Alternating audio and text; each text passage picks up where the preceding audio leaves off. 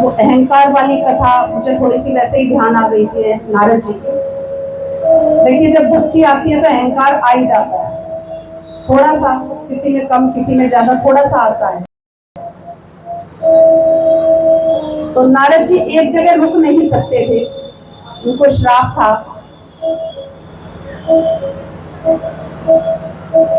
तो एक बार नारद जी ऐसे ही उन्होंने सोचा कि वो हर रोज भगवान के दर्शन करने तो चले ही जाते थे। तो वैकुंठ लोग गए तो विष्णु भगवान के हाथ में कुछ लकड़ियां हैं, वो एक आसन बना रहे हैं खुद से, हथौड़ी है उनके हाथ में। वो बड़े आश्चर्य में हो जाते हैं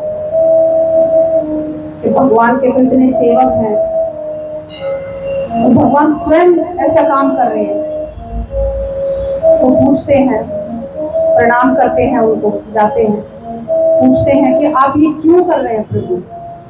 तो भगवान कहते हैं कि मेरे एक सेवक का समय पूरा हो गया, मेरा एक भक्त है, उसके लिए मैं अपने हाथों से आसन तैयार कर रहा हूं। अब नारद जी महाराज तो अंदर ही अंदर, अब भगवान से तो क्या ही बोलेंगे, बड़े क्रोधित हुए, थोड़ा सा रोकते हैं अपने आप को, लेकिन फिर भी कहते हैं प्रभु, मेरे से बड़ा भक्त आपका कौन है। मैं तो उठते बैठते, खाते पीते, सोते जागते सिर्फ नारायण जाप करता हूं, मेरे से बड़ा भक्त तो आपका हो ही नहीं सकता। तो ये कथा मैं सिर्फ आपको क्यों सुना रही हूं, ये कथा हम सब गृहस्थियों के लिए है कि ये जरूरी नहीं है कि हम 24 घंटे भी भगवान की भक्ति में डूबे रहे, थोड़ी देर भी, लेकिन अगर सच्चे मन से, भाव से, जो मैंने आपको शुरू में ही कहा था, अगर हम भगवान का नाम जपते हैं, देखिए नाम में बहुत बड़ी शक्ति है। स्वयं भगवान भी नहीं जानते कि उनके नाम में कितनी शक्ति है। ये हमारे ग्रंथों में लिखा भी गया है कि राम से बड़ा राम का नाम, स्वयं राम प्रभु से बड़ा उनका राम नाम है। तो इसलिए जप हमेशा नाम का करना चाहिए। तो अब वो पूछता है कि प्रभु, आप मेरे लिए तो आपने कभी आसन नहीं बनाया, मैं तो हमेशा आपकी भक्ति में लगा रहता हूँ, रमा रहता हूँ, मैं तो कुछ और सोचता ही नहीं हूँ आपके सिवा, आपके चरणों में मेरा ध्यान रहता है। तो कहते हैं भगवान, ठीक है, आप सही कह रहे हैं नारद जी, मैं आपके लिए भी आसन बनाऊंगा, लेकिन उससे पहले आप एक काम करिए, मेरा एक छोटा सा काम है, आप वो कर दीजिए। आप सचमुच में एक अच्छे भक्त हैं, सच्चे भक्त हैं। तो भगवान उसको एक कटोरा देते हैं जल से भरा हुआ, और कहते हैं, एक स्थान बता देते हैं कि वहां की परिक्रमा करके आओ, लेकिन शर्त ये है कि इसमें से एक बूंद भी पानी नीचे नहीं गिरना चाहिए। नारद जी कहते हैं, ये तो बहुत आसान है, फिर आप मेरे लिए आसन बनाओगे? हाँ, मैं आपके लिए आसन बनाऊंगा। ठीक है। नारद जी कटोरा लेके चलते हैं।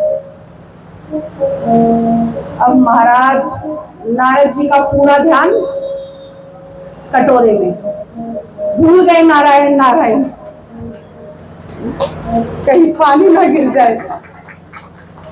भगवान ने बोला है एक बूंद भी छलकना नहीं चाहिए, छलक गया तो मुझे भगवान के चरणों में जो आसन है उसकी प्राप्ति नहीं होगी।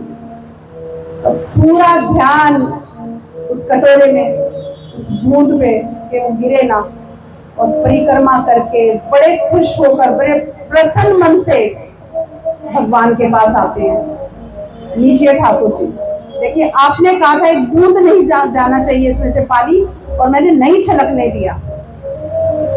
ठाकुर जी कहते हैं, हाँ, अब तुम जाओ और मेरे उस भक्त से मिलो।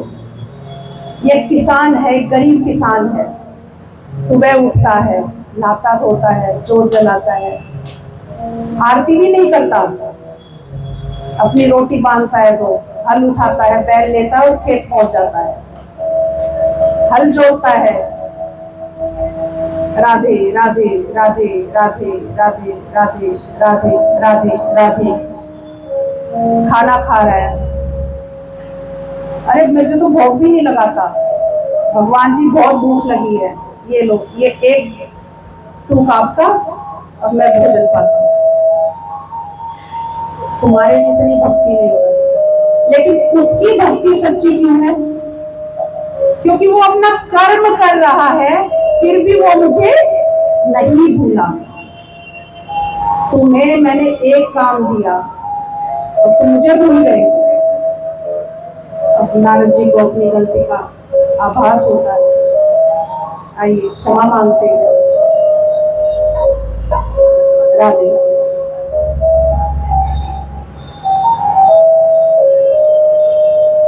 बोलिए जय जय श्री राधे।